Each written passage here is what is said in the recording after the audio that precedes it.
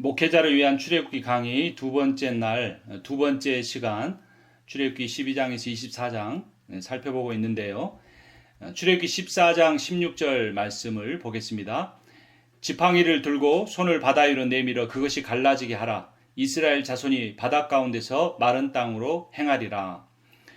이 본문을 우리가 보는 PBS나 묵상의 방법은 하나의 본문에서 중요한 소재가 나오면 전후 문맥에서 등장하는 다른 그 소재를 찾아보라라는 겁니다. 그러니까 지팡이라는 단어, 이 단어가 계속해서 반복이 된다는 거죠. 그러니까 앞에서 제가 여러 가지 이야기를 했지만 중요한 건 그겁니다. 반복. 성경에서 강조하는 내용은 항상 반복됩니다. 그래서 반복되는 단어에다가 하이라이트를 치는 습관, 그것이 묵상에서 PBS에서 매우 중요합니다. 그래서 이 출애굽에서도 가장 그 스펙터클한 하이라이트 장면이 뭡니까? 홍해 바다가 갈라지는 거죠. 영화에서도 아주 멋있게 나오는데 그 어마어마한 장관을 일으키는 그 소재가 뭡니까? 그냥 맨손을 들 수도 있는데 뭐를 들었다? 지팡이를 들고 손을 바다 위로 내밀었다라는 겁니다. 근데 가만히 생각해 보니까 어제 그제 일주일 전에 묵상했던 내용 중에서 지팡이란 단어가 나왔었는데 하고 출애굽기 4장에 돌아가 보니까 여호와께서 그에게 이르시되 내 손에 있는 것이 무엇이냐? 그가 이르되 지팡이니이다.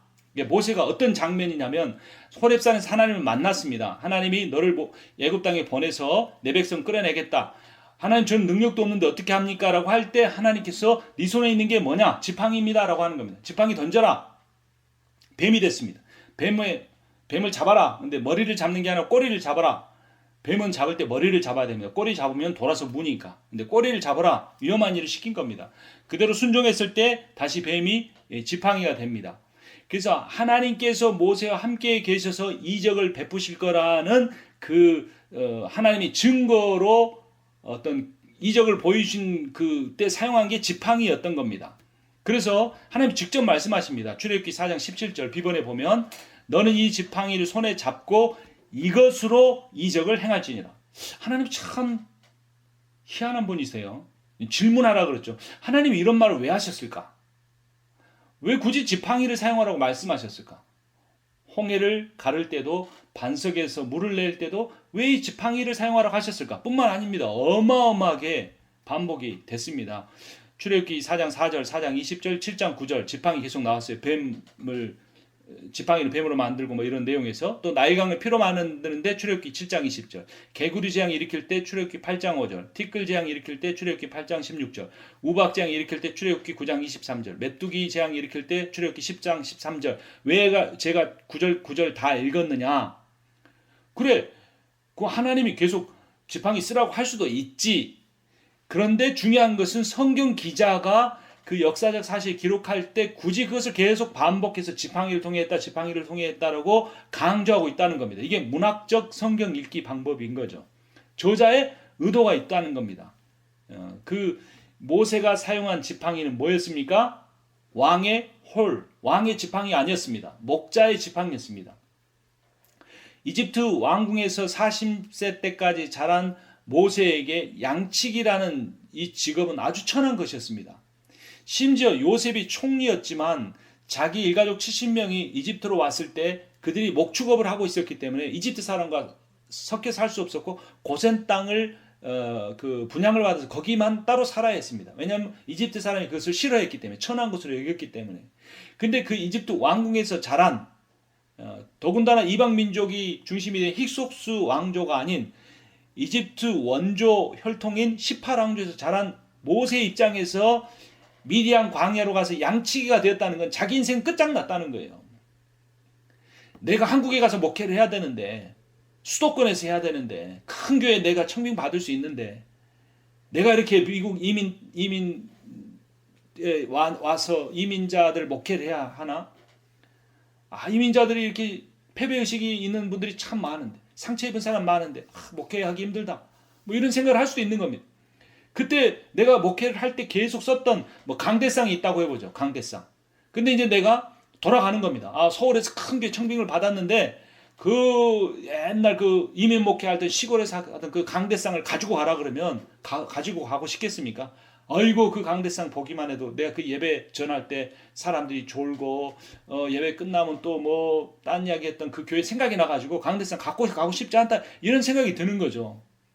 그래서 그 냄새나는 양이나 치던 지팡이, 그때 쓰던 양 엉덩이 치던 그 지팡이를 왜 굳이 갖고 가라고 하시고 이것을 손에 잡고 이적을 행하라고 하시는지. 다른 것에는 또 괜찮지만, 재앙이니까 괜찮지만 처음으로 홍해를 가르는 그 위대한 역사를 일으키면서 왜 지팡이를 내밀으라고 하고 지팡이 내민 것을 성경 기자는 굳이 기록했는가? 하나님은 우리가 성공해서 이룬 위대한 업적보다 우리가 실패해서 겪은 좌절의 경험을 더 귀하게 사용하신다는 겁니다. 하나님은 우리의 장점보다 우리의 단점들을 귀하게 쓰신다는 겁니다. 하나님은 우리의 어떤 강력한 능력보다 우리의 연약함, 우리의 부족함을 하나님 더 귀하게 보시고 사용하신다는 겁니다. 조건을 바꾸려 하지 말고 자신을 바꾸려 하십시오. 여기서 자신을 바꾼다는 것은 자신을 대단한 능력을 가진 사람으로 바꾸는 것이 아니라 연약한 자신을 인정하고 하나님을 온전히 신뢰하는 사람으로 자신을 바꾸라는 겁니다. 양치기 손에 붙잡힌 왕의 홀은 양을 치는 데만 사용되지만 왕의 손에 붙잡힌 양치기의 지팡이는 백성을 다스리고 하나님의 기적을 나타내는데 사용될 수 있다는 겁니다. 지팡이 자체가 어떤 재질로 만들어졌느냐가 중요한 것이 아니라 그 지팡이가 누구의 손에 들리느냐가 중요하다는 것입니다. 우리가 가진 지팡이로 적용할 수도 있지만 우리 자신을 지팡이로 적용해 볼 수도 있습니다. 양이나 치는 데 사용되는 지팡이와 같은 내가 하나님의 손에 붙잡힐 때 하나님의 영광을 드러내는 존귀한 사역을 감당할 수 있다는 것입니다. 그 송솔나무라고 하는 여러분 그 플룻 연주자를 아시죠? 그가 티타늄으로 만든 플룻도 있고 이건 수천만 원짜리고 또 아주 이제 싼 것은 플라스틱으로 만든 플룻이 있는데 이건 피리 일종인데요. 그것을 한국의 드라마 유명한 OST를 찍을 때 그 플라스틱으로 만든 그 피리를 가지고 연주를 했다고 합니다. 그때 이 송솔나무라고 하는 플룻 연주자가 하는 말이 이 플룻이 얼마짜리냐, 플룻의 재질이 무엇이냐 보다 그 플룻을 얼마나 위대한 연주자가 연주하느냐에 따라 플룻이 내는 소리는 달라진다라고 그런 이야기를 했습니다. 뭐 한국에 금수저, 은수저 이런 이야기 많이 있었죠. 흑수저라는 이야기도 있었죠. 그게 참 놀랍고 안타깝고 절망스러운 거는 목회자들 사이에도 그런 표현이 있는 거죠. 뭐 큰 교회 목사님 아들, 큰 교회 장로님 아들 또는 뭐 그런 분을 주변에 알고 있는 사람 뭐 이런 관계들 그런 것을 우리가 의존하는 것이 아니라 내가 그런 어떤 도움이 없다고 할지라도 그렇기 때문에 더욱더 하나님의 손에 붙들기를 원하는 그러한 삶을 살아야 한다는 겁니다. 하나님께서는 모세의 광야의 40년을 헛되이 사용하지 않으셨습니다. 모세가 광야에서 혼자 절망하고 그 낙심하고 지냈던 그 40년은 정확하게 200만 명이나 되는 그 수많은 이스라엘 백성들을 가나안 앞까지 데리고 가는 40년과 정확하게 일치합니다. 목사님들이 사모님들이 눈물을 흘리고 기도한 그 모든 시간은 하나님께서 하나도 헛되이 지나가게 하지 않으실 겁니다. 그 가슴의 대못처럼 박힌 상처 그것도 하나님이 다 사용하실 겁니다. 그 상처를 받아봤기 때문에 상처받은 사람의 마음을 이해해 볼 수 있는 거죠.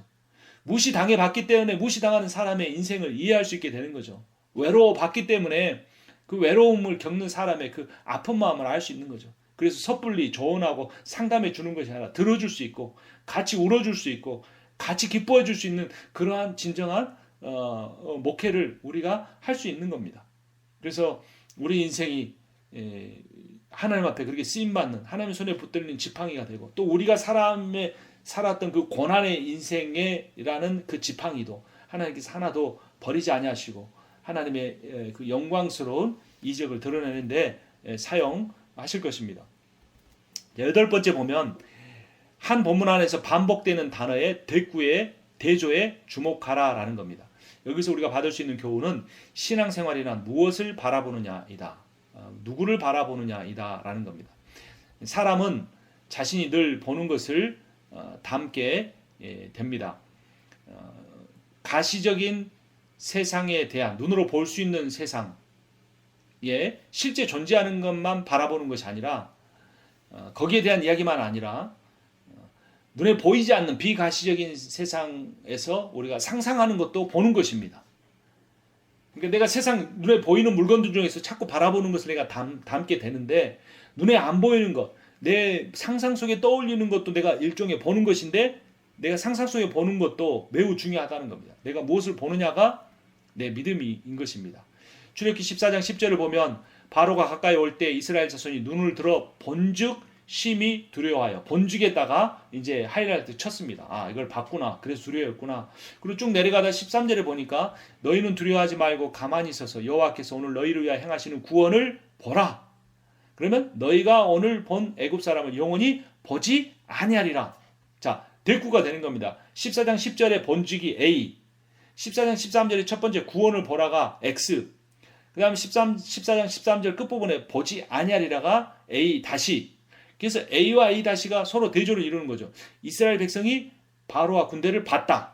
근데 대조되는 게 뭡니까? 그 이스라엘 군대를 영원히 보지 않게 될 것이다. 이게 대조를 이루고 있어요. 대조를 찾아냈어요. 그랬더니 그 대조가 강조하고 있는 핵심 구절이 무언가? 여호와께서 행하시는 구원을 보게 될 것이라는 겁니다. 그러니까 절박한 상황에서도 하나님이 하실 그 구원을 상상하며 그 구원을 보는 사람은 자신이 눈으로 보고 두려워하는 그 대상을 더 이상 보지 않게끔 될 수 있을 거라는 겁니다. 나를 힘들게 하는 존재가 있는데 자꾸 그 사람 바라보면 목회에 힘이 빠지죠. 어려워지죠. 설교할 때도 그 사람 바라보지 않아야 되죠. 그래서 아주 우리의 목회 선배 중에 한 분이 그런 말을 했습니다. 설교할 때 성도들이 100명이 앉아 있으면 50명이 앉아 있으면 그 중에 자신이 가장 사랑하는 사람을 상상하면서 설교를 준비를 하고, 설교할 때도 그 사람만 쳐다보면 안 되죠. 또 성도들이 다 아니까 전체를 바라보면서도 마음으로 바라보고, 내가 마음으로 설교하는 대상은 그 내가 가장 사랑하는 사람에게 주고 싶은 말을 하는 겁니다. 제가 이제 그 설교를 할 때 제 아들이 작년 가을에 대학을 가서 이제 대학을 간 다음에 어른 예배에 함께 참여해서 예배를 드리는데, 제가 아들이 오는 날 설교 준비를 하는데 말씀의 내용이 이게 참 이래서는 안 되는데 참 조심스럽게 되더라고요. 그래서 그런 마음으로, 아들에게 설교하는 마음으로, 딸에게 설교하는 마음으로 그들을 바라보면서 설교를 할 때 달라질 수 있는 겁니다. 자, 거기 보면 빨간색으로 13절에 가만히 서서라는 내용 기억나시죠? 출애굽기 2장이었던가요? 3장에 그 미리암이 동생 모세가 테바흐 방주에 떠내려 가는데 가만히 서서 바라봤죠. 그것은 뭐냐면 하나님께 맡긴다, 야차부라는 히브리어와 연결된다 그랬죠. 하나님께 맡기기 때문에 아무것도 하지 않은 겁니다. 게을러서 아무것도 하지 않은 것이나 두려움에 쩔어서 아무것도 안 하는 것이 아니라 하나님께 맡김으로써 가만히 있어서 하나님이 행하시는 구원을 상상해 볼 때 그것이 실제가 되어 그들이 눈으로 보는 두려움의 대상들이 영원히 보지 않게 될 그러한 것이 된다는 겁니다. 그리고 14절에 여호와께서 너를 위하여 싸우시리니 너희는 가만히 있을지니라. 그리고 구원을 경험하게 되는 겁니다. 목회하면서 변명하고 싶을 때가 참 많습니다. 억울할 때가 참 많습니다. 근데 그때 변명하지 않고 가만히 계시는 것이 좋습니다. 제가 그 유튜브 사역을 하는데 러브앤리드 더 바이블이라는 유튜브 사역 아까 있었는데 그냥 제가 지나와 버렸는데 거기에 영적 훈련과 성장이라는 6번째 책을 제가 요약해서 읽어 드리는데요. 거기서도 그런 내용이 나옵니다. 침묵. 자기의 입으로 자기의 억울함을 호소하고 풀어내는 사람보다 그 억울함을 당한 뒤에 다음에 하나님이 다른 사람을 통해 그 억울함을 풀어내줄 때 그 사람의 진가, 신앙의 진가가 더욱더 드러날 수 있다는 것입니다. 그러니까 어떤 사람이 가만히 있을 수 있습니까? 억울한데. 이건 명백히 그 사람이 잘못한 건데 내 잘못했다고 덮어씌울 때 어떤 사람이 가만히 있을 수 있습니까? 여호와께서 나를 위하여 싸워주시리라는 것을 믿는 사람만이 가만히 있을 수 있는 겁니다. 내가 가만히 있지 못하다는 것은 내가 의롭기 때문에, 내가 잘못한 것이 없기 때문에 가만히 있지 못하는 것이 아니고 여호와께서 나를 위하여 싸워 주시리라는 믿음이 없기 때문에 내 힘으로 내 지혜로 내가 원하는 시간에 내가 원하는 방법대로 그걸 해결하려고 하는 겁니다. 이거는 교인과 목회자의 관계만이 아닙니다. 부부 간의 관계도 마찬가지입니다. 우리가 가장 이것을 잘 실천하는 대상이 딱 하나 있긴 합니다. 부모 자식 간에. 자녀들이 참 그 부모의 은혜를 모르고 사랑을 모르고 오해하고 여러 가지 말하잖아요. 그래도 꾹 참죠. 네가 언젠가는 내가 너 사랑하는 거 알 거야. 이런 마음이잖아요. 그래서 부모의 마음으로 목회를 하라고 하는지도 모르겠습니다. 부부 사이에도 적용돼야 할 내용입니다. 자, 9번째, 구약 본문을 직접 언급하는 신약의 구절은 절대 놓치지 마라. 신약에서 본문의 신학적 의미를 발견하라. 이건 주석이 아니어도요. 주석 성경, 일반 성경에도 다 보면 구약의 신약의 구절과 연결시켜 놓은 내용들이 적혀 있는 성경이 많습니다. 그럼 반드시 기억해야 합니다. 출애굽기 14장 29절에 보면 이스라엘 자손은 바다 가운데를 육지로 행하였고 물이 좌우의 벽이 되었더라 라는 그런 내용이 나옵니다. 홍해가 이제 드디어 갈라졌고 그 사이를 지나가는데 이거를 고린도전서 10장 2절에서 어떻게 해석을 합니까?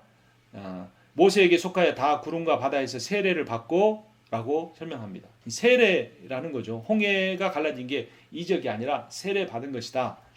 이런 출애굽기의 문맥에서 그 세례는 무엇인가? 죽음을 통한 새로운 삶을 의미합니다. 바다가 갈라졌다고 하지만 벽이 되어 세워져 있는데 언제 무너질지 모릅니다. 실제로 바로의 군대는 거기서 죽었지 않습니까? 그런 믿음을 가지고 거기서 지나간다는 것은 자기의 생명을 맡긴다는 의미인 거죠.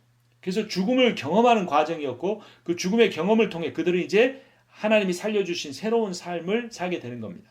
한마디로 요약하면 죽어야 산다는 거죠. 세례의 의미가 바로 이것입니다. 죄에 대하여 죽고 의에 대해서 산다. 로마서 6장 2절 보면 그럴 수 없느니라 죄에 대하여 죽은 우리가 어찌 그 가운데 다 더 살리요. 무릇 그리스도 예수와 합하여 세례를 받은 우리는 그의 죽으심과 합하여 세례를 받은 줄 알지 못하느냐? 그러므로 우리가 그의 죽으심과 합하여 세례를 받음으로 그와 함께 장사되었나니 이는 아버지의 영광으로 말미암아 그리스도를 죽은 자 가운데 살리심과 같이 우리도 또한 새 생명 가운데 생하게 하려 함이라. 3절에서 그의 죽으심과 합하여 세례, 4절에서 죽은 자 가운데 살리심과 같이, 이게 세례의 의미라는 거죠.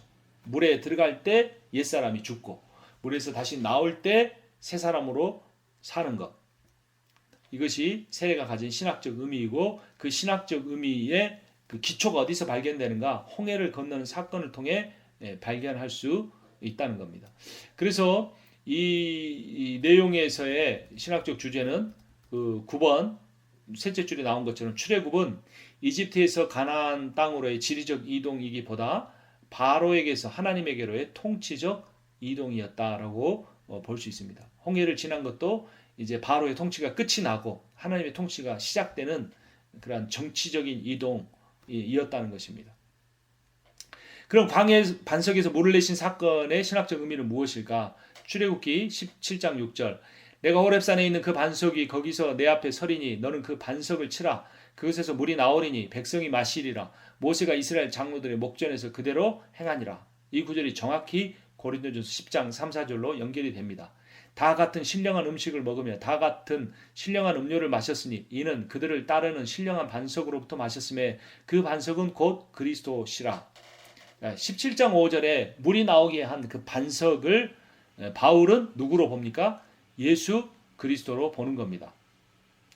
그래서 이 두 구절을 모형론적으로 연결해 볼 때 모세는 그리스도를, 이스라엘이 신약적 교회를, 광야는 구원받은 이후의 삶을, 가나안은 완성되어 가야 하는 하나님 나라를 각각 의미하는 것입니다. 자, 10번째, 구약 본문에서 발견한 사건의 신약적 의미를 발견하라입니다. 이제 이 9번에서는 정확하게 주석 성경에서 그 구절을 딱 찍어서 한 거죠. 신약 저자가 구약을 그대로 갖다 인용한 건데 10번에서는 직접적으로 끌어오진 않았지만 그 사건의 스토리가 가지고 있는 신학적 주제가 연결이 된다는 거죠. 그래서 그 교훈을 보면 10번, 주어진 어려운 환경은 하나님의 전능하심을 체험하기 위한 영성학교이다. 영원하지 않는 것으로 인한 갈증은 영원한 것을 마심으로만 해결할 수 있다라는 교훈을 받습니다. 르네 지라르라고 하는 이 신학자 여러분 한번 꼭 공부해 보십시오. 욕망의 삼각형이라는 이론을 냈는데요. 이분은 철학자인데 이 복음서를 가지고도 책을 썼어요. 복음의 내용을 너무나 잘 풀었는데 희생양 이론이라는 게 대표적이고 욕망의 삼각형 이론이라는 게 있는데 욕망과 관련해서 주체가 있고 매개자가 있고 대상이 있다는 겁니다. 그러니까, 욕망의 매개자가 뭐냐면 어떤 그 상품입니다. 물건들, 자동차, 집, 유명 브랜드의 옷, 뭐 이런 것들이 있는데 사람들이 그것을 사실은 사려고 애쓰지만 사람들이 원하는 건 욕망의 매개자가 아니고 욕망의 대상이라는 겁니다. 그래서 이런 욕망의 삼각형을 이해한 기업들이 어떻게 합니까? 그런 유명 브랜드의 핸드백을 그냥 그 핸드백 자체를 광고하는 게 아니라 그 핸드백을 메고 있는 유명 여배우나 남자 배우를 강조하는 겁니다. 아주 탑스타를 수십억을 들여서 드리는 이유가 뭐냐면 당신이 이 핸드백을 차고 이 옷을 입고 이 차를 타면 당신은 이 사람과 같이 될 수 있습니다라는 강력한 메시지를 주는 겁니다. 그 사람들이 뭐 수천만 원짜리 핸드백을 사는 이유는 그 핸드백 자체가 좋아서가 아니라 내가 이 핸드백을 사서 갖고 다니면 이 핸드백 CF에서 나온 배우와 같은 어떤 사람들의 동경을 받는 삶을 살 수 있다라고 생각된다는 거죠. 그래서 욕망의 주체인 우리가 소비자들이 욕망의 대상인 내가 되고 싶은 그 사람을 그 좋아함으로써 그와 같은 사람이 되기 위해서 이 소비 생활, 욕망에 붙잡힌 소비 생활을 하게 된다라는 거죠.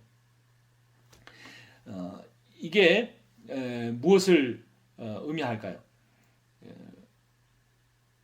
출애굽기 15장의 마라의 쓴물과 이 요한복음 2장의 가나의 혼인잔치를 서로 연결해 볼 수가 있는데요. 출애굽기에서 먼저 22절에 보면 물이 없는 상황이 나옵니다. 23절에는 그 물을 이제 물이 없었는데 물을 드디어 발견합니다. 근데 마셔보니 너무나 씁니다. 포기를 하는 거죠. 그런데 나무 조각을 거기에 던지니 그 쓴물이 단물로 바뀝니다. 이게 하나의 스토리의 흐름이죠. 여기에 대한 주석 성경이 요한복음 2장을 직접 언급하지 않습니다. 근데 그 스토리의 흐름을 보니까 물이라는 주제가 있고 좋지 않은 상황이 좋은 곳으로 바뀌는 그런 정황을 보며 연결을 시켜볼 수가 있는 겁니다. 요한복음 2장의 가나 혼인잔치를 보면 포도주가 없습니다. 있는 건 뭐밖에 없습니까? 물밖에 없습니다. 그 쓴물처럼 혼인잔치에서 물을 누가 마시겠습니까? 쓴물과 같이 필요가 없는 거죠. 근데 예수님께서 말씀하신 대로 순종했더니 그 물이 더 좋은 포도주로 바뀌어집니다. 그래서 이 두 가지 이 사건이 정확하게 연결이 되는 겁니다. 하나님의 능력으로 우리의 삶에 기쁨이 사라지고 우리의 삶에 어떤 소망이 사라졌는데 그 절망스러운 상황 속에서 하나님이 우리와 함께 계실 때 하나님의 말씀에 순종할 때에 우리가 그 기쁨을 회복할 수 있다. 우리의 생명에 꼭 필요한 것들을 공급받을 수 있다라는 겁니다. 더욱이 이 물은 구약 성경과 신약 성경의 성령을 상징합니다. 그래서 예수께서 니고데모를 만나 물과 성령으로 거듭나지 아니하면 네가 하나님 나라에 결코 들어갈 수 없다고 말씀하셨고 사마리아 여인이 우물가에서 물을 기르러 나오는데 내가 누구인 줄 알았으면 물을 달라고 한 자가 누구인 줄 알았더라면이라고 예수님이 말씀하시면서 사마리아 여인을 향하여 너의 배에서 생수의 강이 흘러넘치리라. 근데 그때 생수가 예수님의 보내줄 성령을 의미한 거죠. 그래서 마라의 쓴물이 단물로 바뀌는 것은 하나님을 바라보고 하나님의 능력을 바라보게 하고 가나의 혼인잔치에서 물이 포도주, 더 좋은 포도주로 바뀐 것은 예수 그리스도의 능력, 예수 그리스도가 함께 계시는 공동체의 기쁨이 끊이지 않을 것이라는 매우 중요한 신학적 의미를 우리가 발견하게 됩니다. 그런데 그리스도인이라고 하는 사람들이 실제 삶에서 원하는 것은 그런 하나님의 임재, 우리에게 참 기쁨과 참 평안을 줄 수 있는 하나님의 임재가 아닌 세상의 어떤 상품, 물품, 더 좋은 것이라는 거죠. 아주 육각수를 이렇게 따라 마실 수 있는 정수기, 육각수보다 더 좋은 게 무슨 수소수라는 게 나왔다고 합니다. 그런 것을 받을 수 있는 정수기, 이런 걸 가지면 건강해서 오래 살 수 있는가? 그런 결국 인간이 바라는 그 욕망의 대상은 누구냐면 하나님입니다. 그 하나님의 우리가 원래 하나님 형상대로 지음받았고 하나님과 교제하며 살도록 만들어졌기 때문에 우리가 그 건축이나 뭐 이렇게 만드는 모든 것이 하나님의 창조주 하나님을 닮았기 때문에 그렇게 하는 거죠. 우리는 하나님이 되려고 하는 겁니다. 그런데 하나님과 관계 속에서 주종관계 하나님 왕과 백성 관계가 정확히 규정지어진 상태에서 하나님과 같이 되는 것은 좋은 일이지만 하나님과 관계가 없는 상태에서 하나님과 같이 되려고 하는 것은 자신을 우상 숭배하는 것이고 교만인 것이죠. 그래서 그렇게 하나님과 관계가 단절된 사람들이 추구하는 것이 하나님을 닮는 것이 아니고 그 욕망의 매개자인 세상에서의 그 복, 특별히 그 소유의 복, 성공의 복을 추구하며 산다는 겁니다. 그런데 오늘날 이 시대에는 하나님을 추구하고 하나님의 다스림을 받고 하나님의 말씀에 순종하여 사는 삶이 복이라는 참 복음을 선포하지 않고 욕망의 대상이신 하나님을 선포하지 않고 욕망의 매개자인 그 하나님이 주시는 복, 하나님이 주시는 성공, 하나님이 주시는 어떤 인정 이런 것들을 바란다는 겁니다. 목회자도 마찬가지일 수 있습니다. 뭐 세상에서 기업이 잘 되는 것은 세속적이고 목회가 성공하고 부흥하는 것은 세속적이 아닙니까? 똑같을 수 있습니다. 자기를 높이려고 할 때 교회가 역시 욕망의 매개자가 될 수 있다는 것이죠. 인간이 궁극적으로 원하는 것은 하나님입니다. 하나님과의 교제입니다. 하나님만이 주실 수 있는 사랑입니다. 그것이 우리 가운데 채워질 때 우리는 욕망의 매개자의 그 종된 삶을 살지 않게 되는 겁니다. 그래서 여기서 우리가 중요하게 우리가 깨달아야 할 것이 하나가 있는데 what we want와 what we need, what I need, what I want가 다르다는 겁니다. what I want의 삶을 살면 안 되는 겁니다. 내가 원하는 것을 얻기 위한 삶을 사는 것이 욕망의 매개자를 쫓아가는 삶입니다. what I need, 내게 필요한 것만 있으면 되는 겁니다. 우리에게 필요한 것은 세 끼를 먹든 두 끼를 먹는 건데 what I want는 뭡니까? 더 비싼 걸 먹고 더 맛있는 걸 먹는 이런 끝없는 욕망의 종이 되는 것이죠. 우리가 목회와 관련돼서 해야 될 것은 무엇입니까? 내게 설교할 성도가 있으면 되고 성도를 변화시키기 전에 목사가 먼저 변화되려고 하는 그런 순수한 마음이 있으면 우리는 욕망의 대상이신 하나님과 목회하면서 살 수 있는 겁니다. 그런 그 숫자나 사람들의 반응이나 어떤 그런 것들을 바라볼 때 우리는 욕망의 매개자의 종이 될 수 있다는 겁니다. 11번 보겠습니다. 구약에서 기념비적인 사건은 구속사적인 틀을 통해 보려고 하라. 만나는 육신의 배를 채우는 식재료였을 뿐만 아니라 하나님이 매일 먹이신다는 신앙 훈련의 재료이기도 했다라는 겁니다. 이거는 출애굽기 14, 16장의 만나와 요한복음 6장의 생명의 떡을 연결시켜 볼 수 있습니다.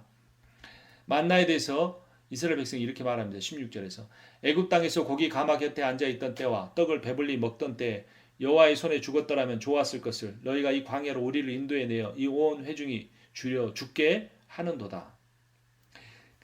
욕망의 대상이신 하나님을 바라보지 않고 욕망의 매개자인 먹을 것에 의존하는 사람들은 언제든지 하나님을 버릴 준비가 되어 있습니다.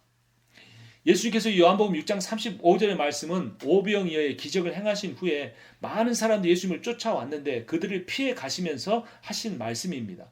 예수께서 이르시되 나는 생명의 떡이니 내게 오는 자는 결코 줄이지 아니할 터요 나를 믿는 자는 영원히 목마르지 아니하리라. 이 말씀하시기 전에 너희가 나를 쫓는 까닭은 너희가 영생의 말씀을 쫓아서가 아니라 너희가 떡을 먹고 배가 불렀기 때문이다라고 말씀하면서 그들을 피하신 겁니다.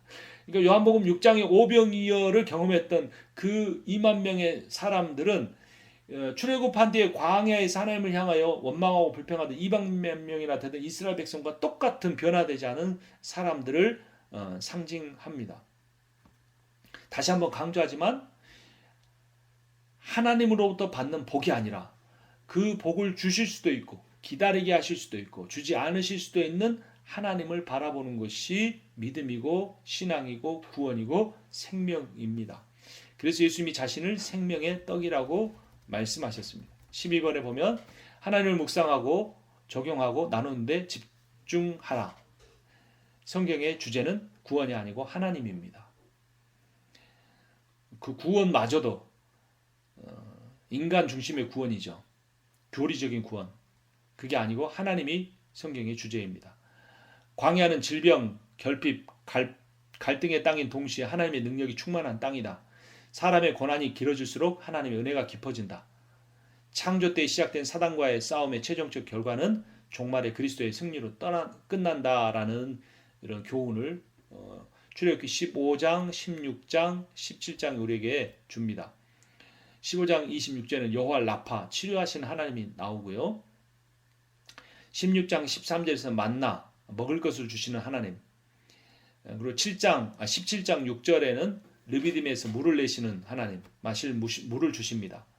그리고 17장 15절에는 여호와 니시 승리하게 하시는 하나님입니다. 그래서 여호와 라파와 여호와 니시가 서로 대꾸를 이룹니다. 치료와 승리. 그 안에 내용이 뭔가? 먹을 것을 주시고 마실 것을 주시는 기본적인 생명을 유지해 주시는 하나님이십니다. 치료에 대해서 출애굽기 15장 26절을 보면 이르시되 너희가 너희 하나님 나 여호와의 말을 들어 순종하고 내가 보기에 의를 행하며 내 계명에 귀를 기울이며 내 모든 규례를 지키면 내가 애굽 사람에게 내린 모든 질병 중 하나도 너희에게 내리지 아니하리니 나는 너희를 치료하는 여호와임이라.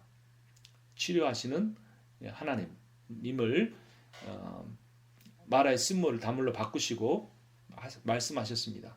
말라기 4장 2절에 보면 내 이름을 경외하는 너희에게는 공의로운 해가 떠올라 치료하는 광선을 비추리니 너희가 나가서 외양간에서 나온 송아지같이 뛰리라. 치료의 하나님에 대해서 이야기합니다. 양식을 주시는 분.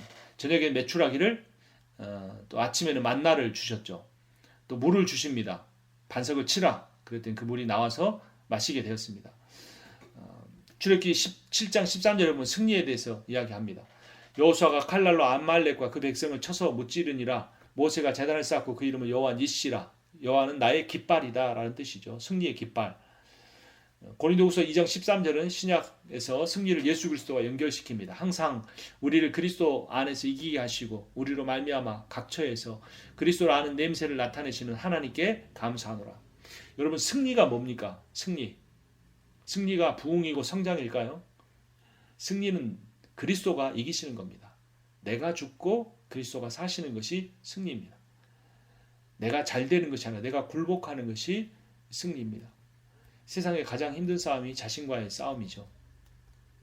이스라엘 백성들은 광야에서 이런 많은 기적을 체험하고도 결국에 시내산의 성막까지 다 받고도 떠났다가 가데스 바네아에서 가나안 땅 정탐한 뒤에 우리 할 수 없다 그러고 애굽으로 다시 돌아가자 해서 1세대가 다 죽고 말지 않습니까?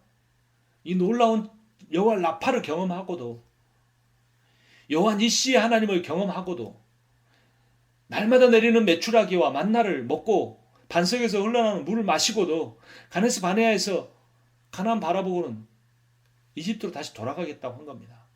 사람은 변화되지 않습니다. 그러나 하나님은 하실 수 있습니다. 그래도 그 일을 할 수 있는 사람이 목회자입니다. 목회가 얼마나 소중하고 아름다운 것입니까? 아무도 가지 않는 이 길을, 가난의 길을, 소외된 길을, 외로움의 길을 가는데 우리가 그 끝이 그리스도의 승리가 되게 해야 할 것입니다.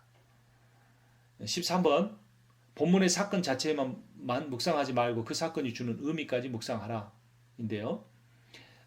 이 르비딤에서 아말렉과의 싸움이 주는 교훈은 뭐냐면 사단과의 싸움은 혼자서가 아니고 함께 싸워야 한다.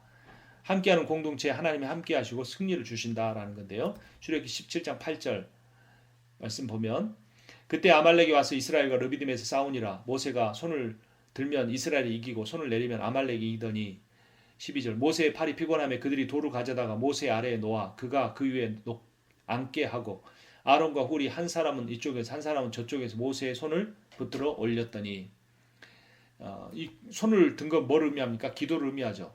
이 기도가 물리적인 싸움에서만 아니라 영적 전쟁에서도 승리하는 비결인 거 우리가 잘 알고 있습니다.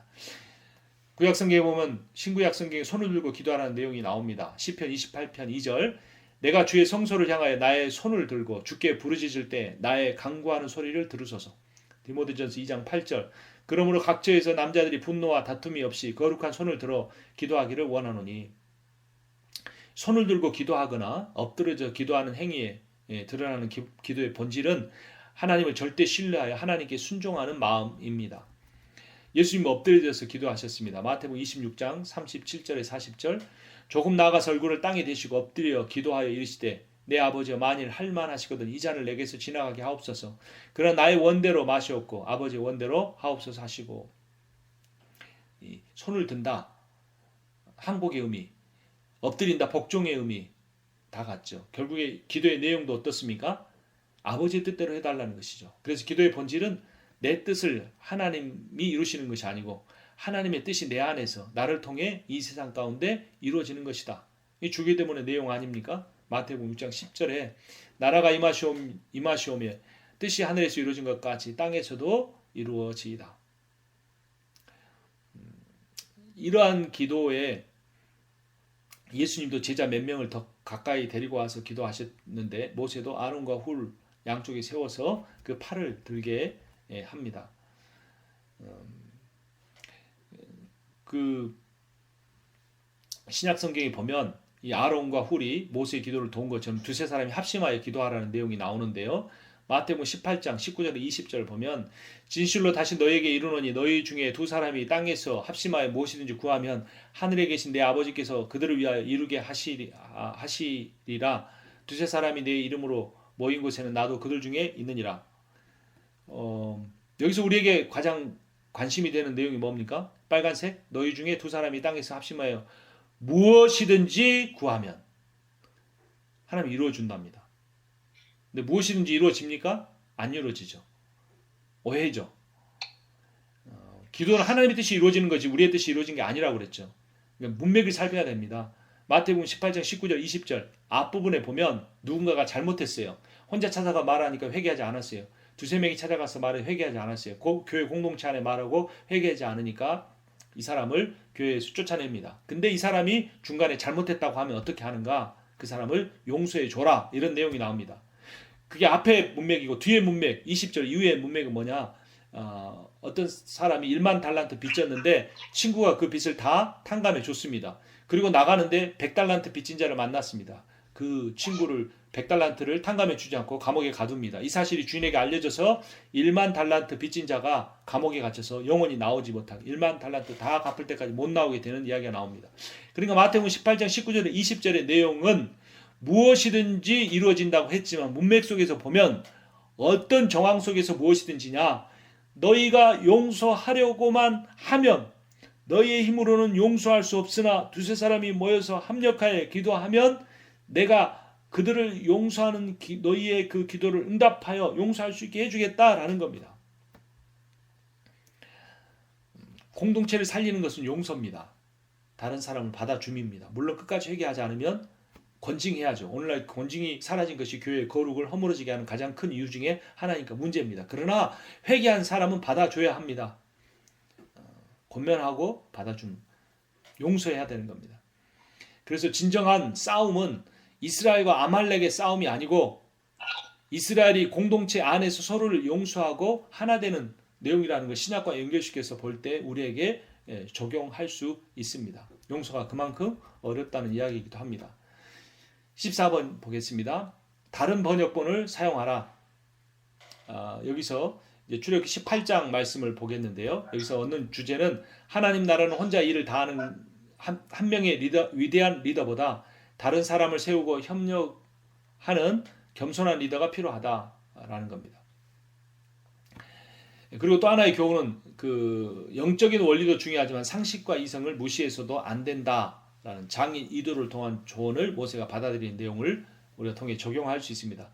18장 13절 보면 이튿날 모세가 백성을 재판하느라고 앉아있고 백성은 아침부터 저녁까지 모세의 곁에 서 있는지라. 18절에 너와 또 너와 함께한 이 백성이 필경 기력이 쇠하리니 이 일이 내게 너무 중함이라. 내가 혼자 할 수 없으리라. 능력과 정직한 사람이 필요하다는 교훈을 받는데요. 개역 개정판으로 보면 그 모세를 도울 사람이 능력 있는 사람들이고 불의한 이익을 미워하는 자인데 70인경 그러니까 세 번역을 의미하는 거죠. 거기 보면 능력과 덕을 함께 갖춘 사람이고 또한 부정직한 소득을 싫어하는 사람이라는 것을 좀 더 자세하게 쉽게 풀어서 설명해 주고 있습니다.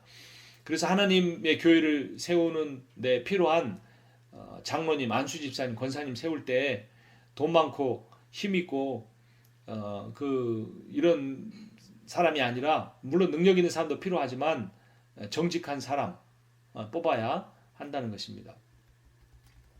또 이 본문이 주는 교훈의 또 하나는 하나됨인데요. 능력이 부족해 보여도 서로 협력하면 모두 쓸모 있는 존재라는 겁니다.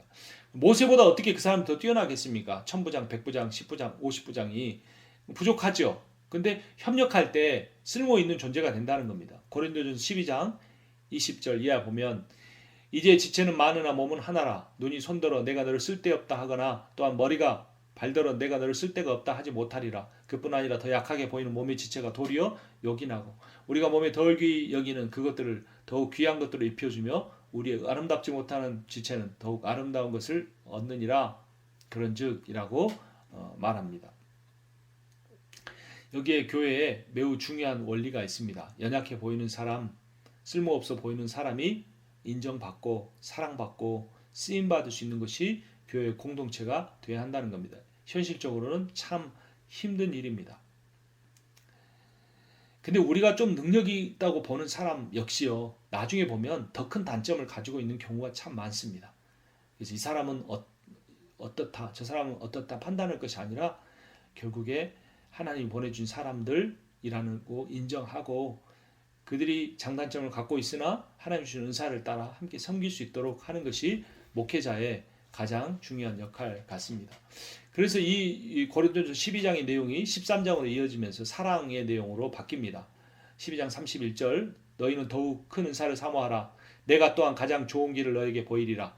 내가 내게 있는 모든 것으로 구제하고 내 몸을 불사르게 내줄지라도 사랑이 없으면 내게 아무 유익이 없느니라. 사랑은 오래 참고 사랑은 온유하며 시기하지 아니하며 사랑은 자랑하지 아니하며 교만하지 아니하며 라고 쭉 나옵니다. 참 놀라운 구절입니다. 3절에 자기 모든 것으로 구제한 사람 얼마나 대단한 사람입니까? 자기 몸을 불사르게 순교하면서 사역하는 사람 얼마나 위대한 사람입니까? 근데 그 사람에게 뭐가 없을 수 있다고요? 사랑이 없을 수 있다는 겁니다. 사랑이 뭐길래 그렇습니까? 여러 가지 내용이 있지만 7절을 다시 보면, 모든 것을 참으며 모든 것을 믿으며 모든 것을 바라며 모든 것을 견딜 수 있게 해주는 것이 이 사랑입니다. 특별히 이 모든 것에 사람으로 넣어보면 우리가 이해할 수 있습니다. 출애굽기 20장 10계명에서도 결국 사랑으로 이어지는데요. 계속 이어서 보도록 하겠습니다. 15번, 항상 그런 것은 아니지만 핵심 단어는 원문으로 보라. 이런 내용인데요. 그 표 밑에 내용을 보면 출애굽기 19장 5절, 세계가 다 내게 속하였나니 너희가 내 말을 잘 듣고 내 언약을 지키면 너희는 모든 민족 중에서 내 소유가 되겠고, 내 소유라는 단어가 히브리어로 세굴라라는 단어입니다. 세굴라. 어떻게 하다 보니까 좀 지어진 것 같아요. 세굴라라는 단어인데, 이 세굴라는 보물 중에 보물이라는 뜻입니다. 이스라엘 백성이 이집트에서 나온 지 얼마 안 됐습니다. 그들은 이집트에서 합의로 가장 천한 노예 민족이었는데, 하나님이 그들을 자신의 보물 중에 보물로 여긴다는 겁니다. 고대 제국의 왕에게는 여러 나라를 정복하면서 얻은 보물들이 많았습니다. 지하 1층, 2층, 3층까지 보물을 쌓아놨는데, 그 보물 중에 왕이 절대로 다른 것과 바꾸지 않겠다라고 특별히 금고에 넣어둔 그 보물을 뭐라고 하느냐? 세굴라라고 하는 겁니다. 그 단어를 사용해서 이스라엘 백성을 가리키고 있습니다. 하비루가 하나님의 손에 붙잡히면 세굴라가 되는 겁니다. 우리 자신을 세상에서 인정받는 존재로 만들려고 하지 않고 하나님의 손에 붙잡히면 됩니다. 하나님의 손에 붙잡힌다는 게 어떤 의미입니까? 19장 5절 9절에 의하면 내 언약을 지키면입니다. 물론 이스라엘 백성은 하나님의 백성이 된 다음에 율법을 받았기 때문에 율법을 지켜서 하나님의 백성이 되는 것은 아닙니다. 하지만 19장 5절은 분명히 말합니다. 내 말을 잘 듣고 내 언약을 지키면 내 소유가 된다는 겁니다. 언약을 어기고 언약에서 벗어나면 안 된다는 것이죠. 자, 그 언약이 뭔가? 베리트라는 겁니다. 카라트 베리트는 언약을 자르다라고 했죠. 할례와도 관련이 되고 짐승을 반으로 가르는 것과도 관련이 된다고 지난 시간에 설명을 드렸습니다. 이 베리트의 언약은 쌍방이 지켜야 할 의무와 권리에 대한 약속입니다. 그러니까 종주국의 왕과 봉신 국가의 왕이 있는데, 종주국의 왕은 봉신 국가의 왕을 지켜주고 보호해 줍니다. 다른 나라로부터. 그러면 봉신 국가의 왕은 종주국의 왕에게만 순종하고 그에게만 조공을 바쳐야 되는 거예요. 쌍방입니다. 쌍방 중에 누구든지 어기면 죽어야 합니다. 그 죽어야 한다는 사실을 가르쳐 주기 위해서 고대 근동의 왕끼리 계약을 맺을 때 짐승을 갈라서 제물로 바치며 계약을 했던 겁니다. 근데 그 똑같은 고대 근동의 왕들의 언약이 출애굽기 24장 8절에서 실행이 된 겁니다. 짐승을 잡아서 그 피를 갔습니다. 모세가 그 피를 가지고 백성에게 뿌리며 이르되 이는 여호와께서 이 모든 말씀에 대하여 너희와 세우신 언약의 피니라. 이게 무서운 내용을 담는 겁니다. 절반은 제단에 뿌리고 절반은 여러 양푼에 담아서 백성들을 상징하는 12돌에 12지파를 상징하는 12돌에 다 뿌린 거죠. 어기면 죽는다. 이게 언약의 의미입니다. 근데 이 언약이 어떻게 바뀌어집니까? 고린도전서 11장 25절에 식후에 또한 그와 같이 잔을 가지시고 이르시되 이 잔은 내 피로 세운 새 언약이니 이것을 행하여 마실 때마다 나를 기념하라 하셨으니 새 언약의 반대는 뭡니까? 옛 언약이죠. 옛 언약은 한자로 구약, 새 언약은 한자로 신약. 구약 성경은 이 출애굽기 24장 8절에서 나온 겁니다. 근데 이 구약은 언약의 피, 어긴 쪽이 죽는 겁니다. 근데 신약은 어떤 겁니까? 어긴 하나님의 백성이 죽는 것이 아니라 어기지 않는 하나님의 아들이 죽으시는 겁니다. 그 아들의 죽음을 통해 우리가 새 생명을 얻는 겁니다. 그렇기 때문에 우리는 존귀한 존재입니다. 우리는 얼마짜리인가? 사례비 받는 액수에 따라 정해지는 게 아니고 우리를 위해 죽으신 예수 그리스도의 생명값짜리입니다. 그래서 우리는 얼마짜리 인생인가? 예수님짜리 인생이다. 우리가 그토록 찬양하는 예수 그리스도. 그 가치가 우리 안에 있다는 겁니다. 이미 하나님께서 첫 창조 때도 보시기에 심히 좋았더라. 메오드 톱이라고 하는 심히 좋았더라. 그게 우리의 존재입니다. 이사야 43장 1절 이하에 너를 지으신 이가 말씀하시느니라. 너는 두려워하지 말라. 내가 너를 구속하였고 내가 너를 지명하여 불렀나니 너는 내 것이라. 제일 밑에 문장. 내가 내 눈에 보배롭고 존귀하며 내가 너를 사랑하였은즉. 보배롭고 존귀하다는 단어에 제가 빨간색을 굵게 했는데 내 눈에라는 이 단어에는 밑줄을 긋고 싶습니다. 누구의 눈에? 하나님의 눈에. 왜 우리가 갈급한지 아십니까? 왜 우리가 갈증이 나는지 아십니까? 왜 우리가 목회하는데 공허하고 힘든지 아십니까? 사람의 눈에 괜찮아 보이려고 하기 때문에 그렇습니다. 이미 하나님의 눈에는 우리는 보배롭고 존귀합니다. 자신이 보배롭고 존귀함을 알아야 다른 사람도 보배롭고 존귀함을 알 수 있게 됩니다. 하나님께서 이스라엘 백성을 신의 산으로 부르신 다음에 너희는 내 소유다. 19장 5절에서 말씀하셨습니다. 너희는 내 세굴라다. 그리고 그 말씀을 한참이 흐른 후에 이사야 선지자를 통하여 다시 한번 반복하십니다. 너희가 내 눈에 보배롭고 존귀하다. 그래도 그들이 믿지 않았습니다. 그래서 결국 하나님이 예수 그리스도를 보내 예수 그리스도의 생명을 내어놓으시면서 너희가 어떻게 나의 세굴라고 어떻게 너희가 나의 소유고 어떻게 너희가 나의 보배고 존귀한 자들인지를 보여주셨습니다. 우리가 아직 죄인이었을 때 그 예수 그리스도를 죽게 하심으로 우리가 존귀한 자임을 드러내신 겁니다. 그래서 목회를 몇 명의 목회를 하든 어느 지역에서 목회를 하든 내가 설교한 뒤에 성도들의 반응이 어떠하든 어떤 억울한 일을 경험하고 살아가든 상관없이 하나님의 눈에 보배롭고 존귀한 분들이십니다. 하나님이 오늘 강의를 들으시는 모든 사모님과 목사님을 사랑하십니다. 이것이 진리입니다. 진리는 변하지 않는 것이고 하나님의 사랑은 변하지 않기 때문에 이것이 진리이고 우리가 이 진리 가운데 머물 때 우리가 모든 속박으로부터 자유를 얻을 수 있습니다. 진리가 너희를 자유케 하리니라고 하신 말씀은 사랑이 우리를 자유케 한다는 겁니다. 인간의 영혼의 속에는 블랙홀보다 더 깊은 거대한 공간이 있다고 말씀드리지 않았습니까? 그 공간은 오직 하나님의 사랑으로만 채울 수 있는 것인데 그것이 그 사랑으로 우리의 마음에 그 큰 공간이 채워줄 수 있다, 채워졌다라고 하는 것이 복음입니다. 굿뉴스입니다. 16번 문자적 시간이 많이 지났는데 진도가 좀 많이 덜 나갔네. 좀 빨리 하도록 하겠습니다. 16번 문자적 의미보다 더 깊은 의미를 찾도록 하라. 성경 사전을 활용하라는 겁니다. 교훈은 죄를 짓지 않으려고 노력할수록 더 죄를 짓는 자신을 발견하게 된다. 죄를 짓지 않으려고 하기보다 하나님을 사랑하고 이웃을 사랑하려고 하라. 사랑하면 죄 짓지 않는다. 드디어 이제 십계명이 나옵니다. 19장에 불러 너희들은 나의 쇠골라다 이렇게 말씀하시면서 언약 지켜라 하시면서 20장에서 하나님이 이 모든 말씀으로 말씀하여 가르칠 때 나는 너를 애굽 땅 종되었던 집에서 인도하여 낸 너의 하나님이다 말씀하셨습니다. 율법과 구원의 관계가 어떻습니까? 율법을 지켜서 하나님의 백성이 되는 것이 아닙니다. 왜냐하면 이미 구원해 낸 다음에 율법을 주셨으니까 하나님의 백성이기 때문에 율법을 지키는 것입니다. 그래서 그리고 또한 율법은 문자적으로 지키는 것이 아니고 율법의 정신이 중요한 것입니다. 이 10계명은 나누면 1, 4는 하나님 사랑, 5, 10은 이웃을 사랑하는 것이죠. 1계명부터 4계명은 무엇입니까? 이거 역시 우상 숭배 안 했다 땡 이게 아닙니다. 참 신이신 유일하신 하나님 여호와를 사랑하라는 겁니다.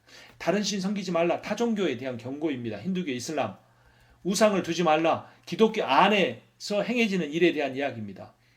금송아지 아론이 만들어 놓고 뭐라고 그랬습니까? 이거 아피스 만든 거잖아요. 근데 뭐라고 그랬습니까? 너희를 애굽 땅에서 구원한 여호와다 이렇게 말씀했어요. 그러니까 우리가 여호와 아무리 말해도 금송아지를 말하는 거예요. 주여 주여 예수 그리스도로 구원받는다고 말하는데 사실은 예수 그리스도가 우상인 거예요.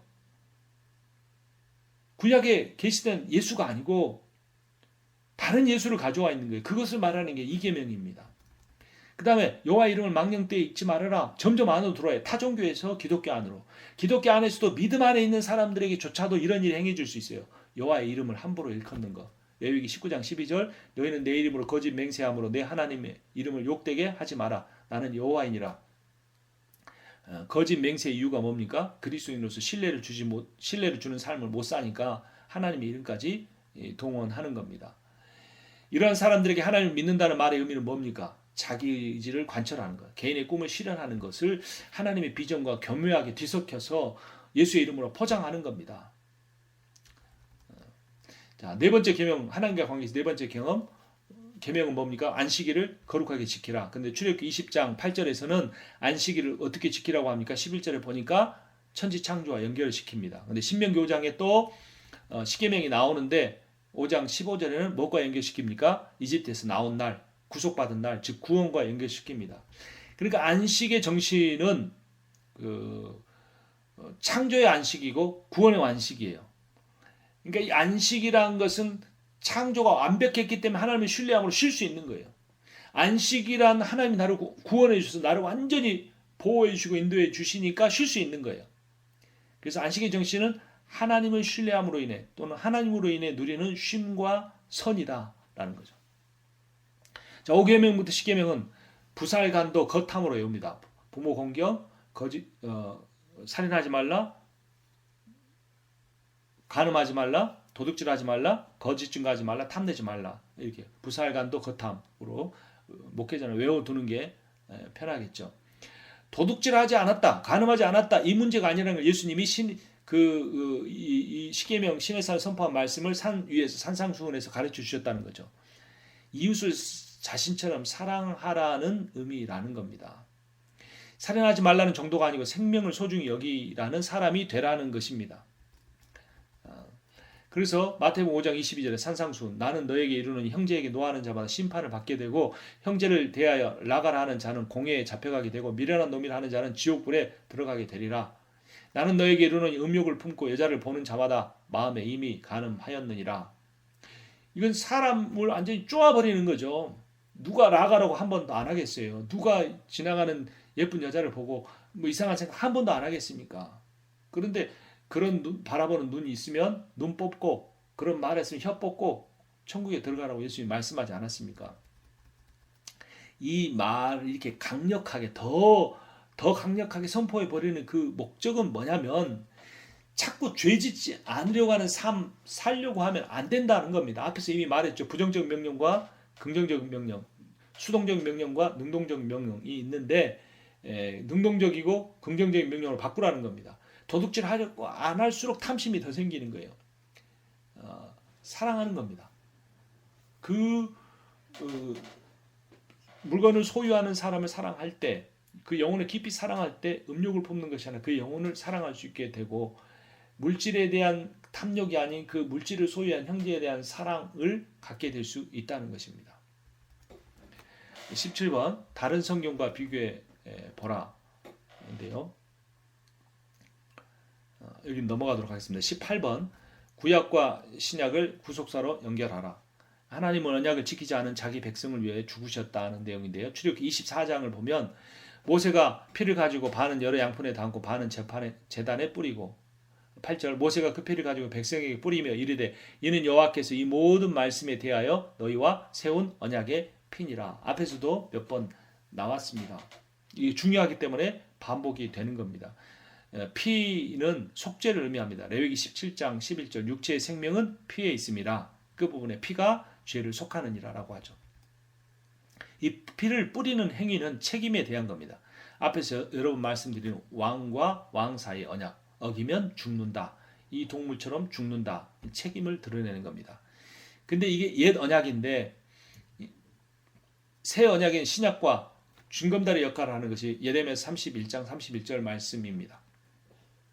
보라 날이 이르리니 내가 이스라엘 집과 유다 집에 새 언약을 맺으리라. 그리고 그 이유가 그들이 내 언약을 깨뜨렸기 때문이다. 언약 깨뜨렸으면 깨뜨린 자들이 다 죽어야 되는데 그들을 살리기 위해서 이제는 그들의 마음에 언약을 새길 것이다. 그러면 내가 그들의 악행을 사하고 다시는 그들의 죄를 기억하지 않으리라. 이렇게 예언을 했고 그 예언이 예수 그리스도를 통하여 성취됐는데 누가복음 2장 22장 20절에서 빨간색만 보면 이 자는 내 피로 세우는 새 언약이니 라고 말씀했습니다. 이 새 언약을 히브리서 9장 15절이 풀어 설명하기를 이로 말미암아 그는 새 언약의 중보자이시니 이는 첫 언약 때에 범한 죄에서 속량하려고 죽으사 부르심을 입은 자로 하여금 영원한 기업의 약속을 얻게 하려 하심이라 라고 합니다. 이 언약에 대한 설명을 제가 박스권 안에서 찾았습니다. 그래서 일부러 뭐 대단한 신학책이 아닌 네이버 백과사전에서 찾았어요. 근데도 이 내용이 상당히 우수합니다. 이런 우리가 자원들을 조금만 활용해도 PBS나 묵상과 설교 준비가 굉장히 더 깊어질 수가 있을 겁니다. 그래서 그 박스 밑에를 보시면 옛 언약은 언약을 어긴 대상이 형벌로서 죽임을 당하는 것이었는데 새 언약은 언약을 어기지 않는 하나님이 형벌로 죽임을 당함으로써 언약을 어긴 인간이 죽음을 면하고 영원한 생명을 얻어 하나님 나라에 살게 된다는 것이다. 그래서 언약은 곧 복음이기도 합니다. 20번 보면 성경 전체에 흐르는 한 주제를 잡아 집중적으로 묵상하라입니다. 이제 이게 마지막이 되겠는데요. 하나님 나라는 하나님과 백성들이 함께 먹고 마시는 잔치이다라는 교훈을 줍니다. A번의 둘째 줄에 출애굽기 24장 11절을 보면 그들은 하나님을 뵙고 먹고 마셨더라라고 합니다. 설명을 보면 이게 결혼식 피로연 장면으로 볼 수 있는데요. 신랑은 누굴까요? 하나님. 신부는 이스라엘 백성. 주례는 모세 할아버지. 뭐 거의 80 넘었으니까 주례를 서는 겁니다. 주례사의 내용은 뭡니까? 십계명 이하 또 자세한 율법을 설명한 겁니다. 그리고 뭐라고 했습니까? 이 언약을 지키겠습니까? 그러니까 이스라엘 백성이 네 지키겠습니다 라고 대답하는 거죠. 이게 무슨 장면입니까? 주례가 신부를 향하여 신부 누구누구 양은 신랑 누구누구 군을 신랑으로 맞이하여 평생 뭐 검은 머리가 팥뿌리가 될 때까지 사랑하고 섬기기로 약속하겠습니까? 다른 남자 바라보지 않고 이 남자만 바라보며 살겠습니까? 신랑에게 동일한 것을 물어보는 거죠. 그래서 네 하고 나서 결혼식 끝나고 나서 뭐 합니까? 결혼식 다 가보셨죠? 피로연 하는 거죠. 결혼식 음식 맛있죠? 제가 어떤 호텔에서 결혼식 하는데 초대받아서 처음 가봤는데 아주 뭐 이렇게 양식으로 이렇게 잘 나오는 곳에 간 적이 있습니다. 뭐 더 대단한 것도 있다고 합니다. 자, 그런데 이 피로연보다 더 위대한 잔치는 없었습니다. 출애굽기 24장 11절에 하나님을 뵙고 먹고 마셨기 때문입니다. 이게 도대체 무엇을 의미하는가? B번에 보면 왕의 상에서 함께 먹고 마심은 안전과 생명을 보장받음이다 라는 겁니다. 사무엘하 9장 7절에 보면 다윗이 사울 왕가를 다 이기고 왕이 된 다음에 있는 사건입니다. 무비보셋에게 하는 말인데요. 다윗이 그에게 이르되 무서워하지 말라. 내가 반드시 내 아버지 요나단으로 말미암아 내게 은총을 베풀리라. 내가 내 할아버지 사울의 모든 밭을 다 내게 도로 주겠고 또 너는 항상 내 상에서 떡을 먹을지니라 하니. 자, 다윗이 무비보셋에게 베푼 것은 자신의 밥상에서 함께 먹는다는 겁니다. 이거는 어떤 그에게 먹을 것이 없어서 혹시 굶어 죽을까봐 이 말이 아닙니다. 다윗의 충복들이 사울의 가문의 왕족을 죽이려고 하는데 이 다윗이 왕의 밥상에서 무비보셋에게 먹게 한다는 말은 이 사람은 내가 보호하는 사람이니 아무도 건드리면 안 된다라는 의미를 가르쳐 주는 겁니다. 그게 시편 23편 우리가 잘 아는 구절이죠. 장이죠. 5절에 보면 주께서 내 원수의 목전에서 내게 상을 차려주시고 라고 합니다. 자, 상을 차려주셨다. 이게 NIV 성경을 직역하면 이런 내용입니다. 나의 원수들이 지켜보고 있을 때 당신이 나를 잔치로 대접하셨습니다 라는 겁니다. 이게 잔치를 베푼데 왜 원수들이 지켜보고 있을까라는 거죠.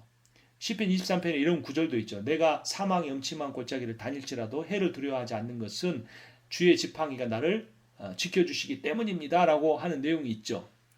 그러니까 지금 다윗의 인생에 원수들이 많았습니다. 사울도 있었고 블레셋도 있었고 여러 가지 그러한 이 사람들이 있었는데 그 원수들이 지켜보는 앞에서 다윗에게 하나님의 밥상을 베풀어 주셨다는 것은 다윗이 무비보셋에게 베푼 것과 똑같이 하나님이 이 다윗은 내가 택한 백성이니 내가 보호하는 자니 이를 건드리면 내가 가만히 있지 않겠다라고 하시는 말씀입니다. 그러니까 원수들이 지켜보고 있을 수밖에 없어요. 우리의 말씀 묵상이 그겁니다. 하나님 이 세상의 영은 목회자들을 가만두지 않습니다. 그 교회를 넘어뜨리는 것은 그 목회자를 넘어뜨리면 되는 거죠. 목회자 가정을 무너뜨리면 되는 겁니다. 그래서 수많은 공격들이 오는 겁니다. 그럼 원수의 목전에서 주님이 밥상을 차려준 건 뭐냐? 하나님의 말씀을 묵상하는 겁니다. 묵상이 그래서 중요합니다. 하나님의 말씀을 읽고 먹고 또 씻고 또 씻고 하가그 소가 되새김질하는 것이 묵상하다는 뜻이지 않습니까? 또 되새김질하고 하나님 이 뜻을 가르쳐 주십시오. 하나님 이 뜻을 이해하긴 했는데 내 삶에 적용하게 해주십시오라고 하나님 앞에 나아갈 때 하나님께서 그 생명의 떡인 말씀으로 잔치를 벌려주실 때 내게 은혜가 부어지고 말씀의 지혜가 부어져서 원수가 꼼짝 못하게 되는 겁니다.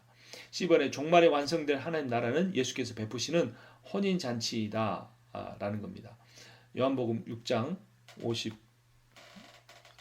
56절에 보면 내 살을 먹고 내 피를 마시는 자는 내 안에 거하고 나도 그의 안에 거하나니 라고. 요한계시록 19장 9절에 천사가 내게 말하기를 기록하라. 어린 양의 혼인잔치에 청함을 받은 자들은 복이 있도다. 요한계시록 3장 20절 우리들을 향하여 하신 말씀입니다. 볼지어다 내가 문 밖에 서서 두드리노니 누구든지 내 음성을 듣고 문을 열면 내가 그에게로 들어가 그와 더불어 먹고 그는 나와 더불어 먹으리라 라고 말씀하십니다. 오늘은 주님께서 저를 통해 부족한 저를 통해 참 귀하신 호주와 한국의 목사님들 사모님들에게 말씀을 주셨습니다. 근데 주님이 더 원하시는 것은 목사님과 사모님이 매일의 삶 속에서 주님을 개인적으로 만나 그 말씀으로 교제하고 그 말씀으로 먹고 마시는 잔치를 날마다 행하기를 우리에게 베풀어 주시기를 원하시는 겁니다. 마음의 문을 두드리고 계십니다. 우리가 어떻게 설교할까? 그 설교를 위해서 말씀을 읽는 것이 아니라 나 자신을 위해 내가 주님을 사모하기 때문에 주님과의 말씀의 잔치를 즐기기 위해서 그 말씀을 읽고 묵상하고 되새김질하고 내 삶에 적용하고 나누기 시작할 때 하나님이 주신 놀라운 은혜가 임하게 될 겁니다. 근데 목회자는 이 말씀을 나눌 기회가 많지가 않죠. 그 말씀을 나눌 가장 귀한 대상이 사모입니다. 제가 참 그 목회하는 중에 가장 힘들 때가 있었는데 그때 제가 처음 아내와 큐티 묵상 나눔을 시작했습니다. 참 10여 년 이상 살면서 한 번도 그렇게 하지 않았는데 그리고 힘든 기간이 지나고 지금 다시 거의 1년 가까이 묵상 나눔을 하지 않고 있습니다. 그런데 제가 우리 이 사모님들 미국의 여러 주에 흩어져 있고 호주에도 계시고 한국에 계신 사모님들에게 이 강의를 시작하게 하신 하나님의 뜻이 어디에 있을까? 제가 또 힘든 가운데 호주의 목사님들에게 이 강의를 하게 한 그 의미가 무엇이 있을까? 이거는 이제 목사님들 입장에서는 이 강의를 듣게 되는 것에 있지만 저의 입장에서는 바로 제가 아내와의 묵상 나눔을 다시 시작해야 한다는 사실을 하나님께서 가르쳐 주시는 걸로 깨닫습니다. 아내와 남편이 목사와 사모가 말씀을 개인적으로 묵상한 걸 서로 나눌 때 그 집안에 말씀의 잔치가 벌어지고 그 말씀 속에 그 두 부부가 함께 어린 양의 혼인잔치에 참여하듯이 다윗이 그 들판에서 하나님이 원수의 목전에 베푸신 잔치에 참여하는 것처럼 우리에게 여전히 문제가 해결되지 않고 있고 여전히 우리에게 아픔이 있고 여전히 우리에게 연약함이 있지만 그럼에도 불구하고 그렇기 때문에 하나님을 더욱더 신뢰함으로 말씀을 묵상하고 서로를 격려하고 위로해 줄 때 어느 누구도 그 교회를 건드릴 수가 없고 어느 누구도 그 가정을 건드릴 수가 없는 것입니다. 그래서 여러분들이 이 강의를 이제 한 주가 더 남았는데 그 강의 듣고 나서 들을 때는 뭐 은혜 받는 부분도 있겠지만 지나고 나면 다 잊어버리는데 딱 하나, 두 개 잊지 말아야 할 거. 하나는 하나님 나라다. 개교회가 아니라 하나님 나라다는 사실. 그다음 또 하나 잊지 않으실 것은 뭐냐면 부부 관계가 전부이다. 부부 관계 속에 함께 손잡고 기도해 줄 수 있는 목회자 부부가 돼야 되고 말씀을 개인적으로 묵상하고 함께 나눌 수 있는 부부가 된다. 하나님 나라와 이 부부 관계의 하나됨. 이 두 가지 사실은 꼭 잊지 마시기를 바랍니다. 제가 한번 기도하겠습니다. 살아계신 하나님 아버지 은혜를 감사합니다. 참으로 부족하고 연약한 종, 하나님 말씀대로 순종하며 살지 못하고 있는 종을 통하여 하나님이 귀하게 사용하시는 목사님들, 사모님들에게 하나님 말씀을 증거하게 하시니 감사합니다. 하나님께서 모세의 그러한 보잘것없는 막대기를 통하여서도 하나님의 위대한 이적을 일으키신 것처럼 하나님이 부족한 종을 통하여 전하게 하신 말씀을 통하여서도 하나님의 전능하신 하나님의 신실하신 하나님의 위대한 이적을 나타내 줄 것을 믿습니다. 하나님 아버지 오늘 강의에 참여하신 목사님들 목회의 여정 가운데 주님이 늘 임마누엘로 함께 계심을 하나님 우리가 잊지 않게 하여 주시옵소서. 하나님만 바라보게 하여 주시옵소서. 우리를 쫓아오는 바로의 군대를 바라보지 않고 우리를 가로막고 있는 홍해바다를 우리가 두려워하지 않고 하나님을 바라보게 하여 주시옵소서. 가만히 있어서 오늘날 여호와께서 우리의 가정에 우리의 교회에 우리의 삶터에 행하시는 구원을 보게 하여 주시옵소서. 예수 그리스도의 이름으로 기도합니다. 아멘. 아멘.